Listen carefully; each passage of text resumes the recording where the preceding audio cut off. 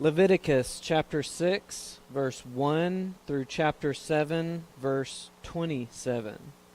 The Lord spoke to Moses, saying, If anyone sins and commits a breach of faith against the Lord by deceiving his neighbor in a matter of deposit or security, or through robbery, or if he has oppressed his neighbor, or has found something lost and lied about it, swearing falsely, in any of all the things that the people do and sin thereby, if he has sinned and has realized his guilt and will restore what he took by robbery or what he got by oppression, or the deposit that was committed to him, or the lost thing that was found, or anything about which he has sworn falsely, he shall restore it in full, and shall add a fifth to it, and give it to him to whom it belongs, on the day he realizes his guilt.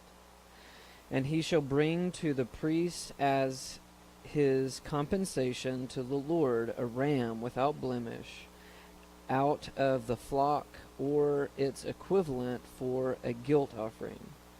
And the priest shall make atonement for him before the Lord, and he shall be forgiven of any of the things that one may do and thereby become guilty.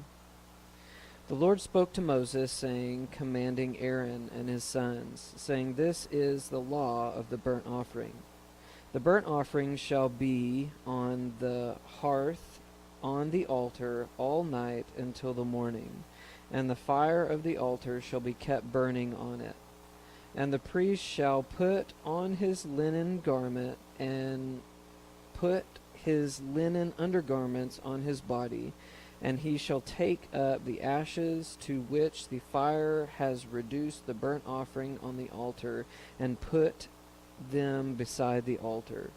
Then he shall take off his garments, and put on the garments. He shall take off his garments, and put on other garments, and carry off the ashes outside the camp to a clean place. The fire on the altar shall be kept burning on it. It shall not go out. The priest shall burn wood on it every morning, and he shall arrange the burnt offering on it, and shall be burnt on it, the fat of the peace offering. Fire shall be kept burning on the altar continually. It shall not go out. And this is the law of the grain offering. The sons of Aaron shall offer it before the Lord in front of the altar, and one shall take from it a handful of the fine flour of the grain offering, and its oil, and all of the frankincense that is on the grain offering, and burn this as its memorial portion on the altar, a pleasing aroma to the Lord. And the rest of it Aaron and his sons shall eat. It shall be eaten unleavened in a holy place. In the court of the tent of meeting they shall eat it. It shall not be baked with leaven. I have given it as their portion of my food offerings. It is a thing most holy, like the sin offering and the guilt offering.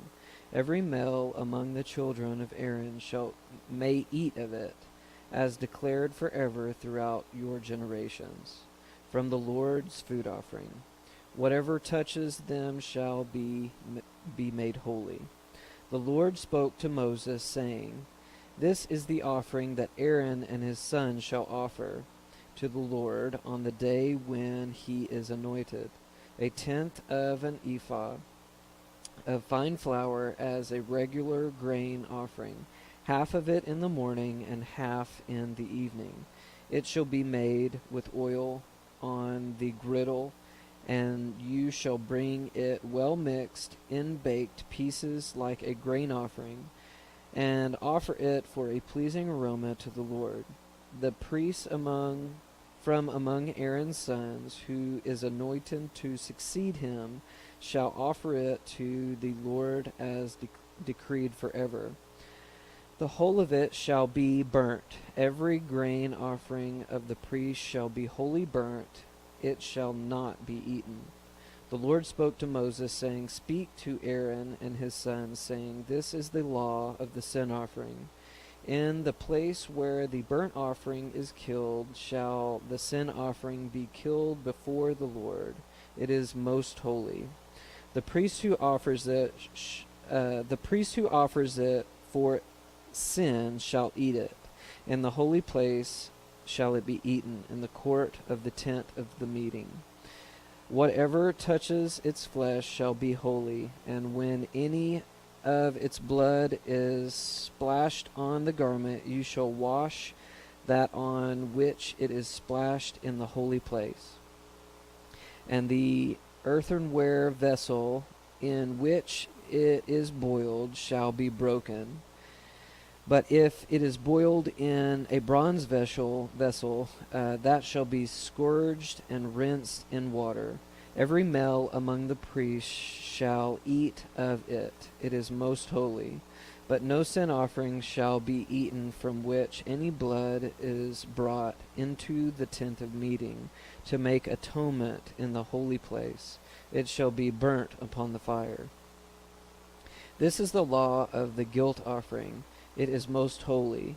In the place where they kill the burnt offering, they shall kill the guilt offering, and its blood shall be thrown against the sides of the altar, and all of its fat shall be offered. The fat tail, the fat of covers, the entrails, the 2 kidneys, with the fat of that is on the loins, and the long lobe of the liver that shall be removed, with the kidneys. The priest shall burn them on the altar as a food offering to the Lord. It is a guilt offering. Every male among the priests may eat of it. It shall be eaten in a holy place. It is most holy. The guilt offering is just like the sin offering. There is one law for them. The priest who makes atonement with it shall have it, and the priest who offers any man's burnt offering shall have for himself the skin of the burnt offering that he has offered. And every grain offering baked in the oven, and all that is prepared on a pan or on a griddle, shall belong to the priest who offers it. And every grain offering mixed with oil or dry shall be shared equally among the sons of Aaron. And this is the law of the sacrifice of peace offerings that one may offer to the Lord. If he offers it for a thanksgiving, then he shall offer with the thanksgiving sacrifice unleavened loaves mixed with oil, unleavened wafers smeared with oil, and loaves with fine flour, well mixed with oil. With the sacrifices of his peace offerings for thanksgiving he shall bear his offering with loaves of unleavened bread, and from it he shall offer 1 loaf from each offering, as a gift to the Lord. It shall belong to the priest who throws the blood of the peace offerings, and the flesh of the sacrifice of his peace offerings for thanksgiving shall be eaten on the day of his offering. He shall not leave any of it until morning. But if the sacrifice of his offering is a vow offering or a free will offering, it shall be eaten on the day that he offers the sacrifice. On the next day what remains it shall be eaten. But what remains of the flesh of the sacrifice on the 3rd day shall be burnt up with fire. If any of the flesh of the sacrifice of his peace offering be eaten on the 3rd day, he who offers it shall not be accepted, neither shall it be credited to him. It is tainted, and he who eats of it shall bear his iniquity. Flesh that touches any unclean thing shall not be eaten. It shall be burnt upon with fire. All who are clean may eat flesh, But the person who eats the flesh of the sacrifice of the Lord's peace offerings, while an uncleanliness is upon him, that person shall be cut off from his people. And if anyone touches an unclean thing, whether human uncleanliness or an unclean beast or any unclean, detestable creature, and then eats some flesh from the sacrifice of the Lord's peace offerings, that person shall be cut off from among the people. And the Lord spoke to Moses, saying, Speak to the people of Israel, saying, You shall eat no fat of ox or sheep or goat, the fat of an animal that dies of itself, and that fat of one that is torn by beasts may be put to any other use, but on no account shall you eat it. For every person who eats the fat of an animal of which a food offering be made to the Lord shall be cut off from the people.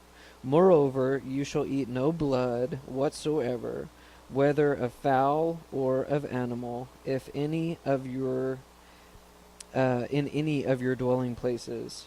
Whoever eats any blood, that person shall be cut off from his people.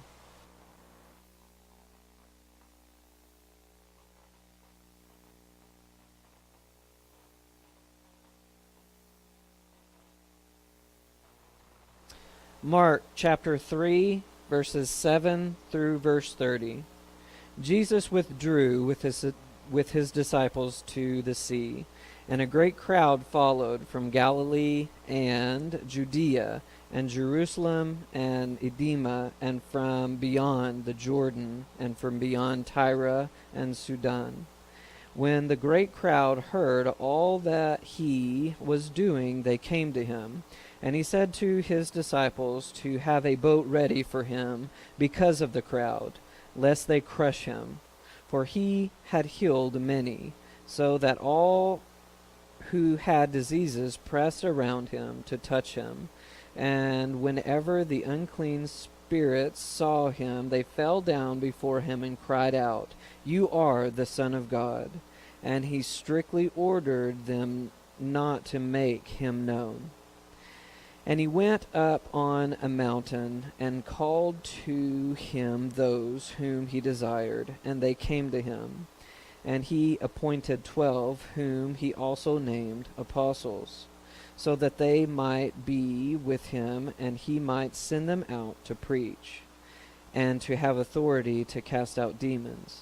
He appointed them 12, Simon, to whom he gave the surname Peter, James the son of Zebedee, and John the brother of James, to whom he gave the surname Boanerges. This is son of thunder. Andrew and Philip and Bartholomew and Matthew and Thomas and James the son of Alphaeus, and Thaddeus the son and Simon the Zealot, and Judas Iscariot, who betrayed him. Then he went home, and the crowd gathered again, so that they could not even eat. And when his family had heard it, they went out and seized him, for they were saying, He is out of his mind. And the scribes who came down from Jerusalem were saying, He is possessed by Beelzebub, and by the prince of demons he casts out the demons. And he called them to him and said to them in parables, How can Satan cast out Satan? If a kingdom is divided against itself, that kingdom cannot stand. And if a house is divided against itself, that house will not be able to stand. And if Satan is risen up against himself and is divided, he cannot stand, but is coming to an end. But no one can enter a strong man's house and plunder his goods unless he first binds the strong man. Then indeed he may plunder his house. Truly I say to you, all sins will be forgiven the children of man, and whatever blasphemies they utter. But whosoever blasphemes against the Holy Spirit never has forgiveness, but is guilty of an eternal sin. For they were saying, he has an unclean spirit.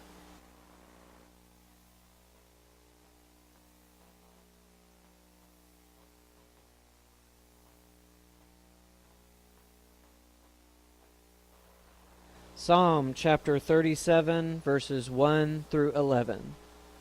Fret not yourselves because of evildoers. Be not envious of wrongdoers, for they will soon fade like the grass and wither like the green herb. Trust in the Lord and do good. Dwell in the land and befriend faithfulness. Delight yourself in the Lord, and he will give you the desires of your heart. Commit your ways to the Lord. Trust in him, and he will act. He will bring forth your righteousness as the light, and your justice as the noonday. Be still before the Lord, and wait patiently for him. Fret not yourself over the one who prospers in his way, over the man who carries out evil devices. Refrain from anger and forsake wrath. Fret not yourselves, and it tends only to evil, for the evildoers will be cut off. But those who wait on the Lord shall inherit the land. In just a little while the wicked will be no more. Though you look carefully at his place, he will not be there. But the meek shall inherit the land, and delight themselves in abundant peace.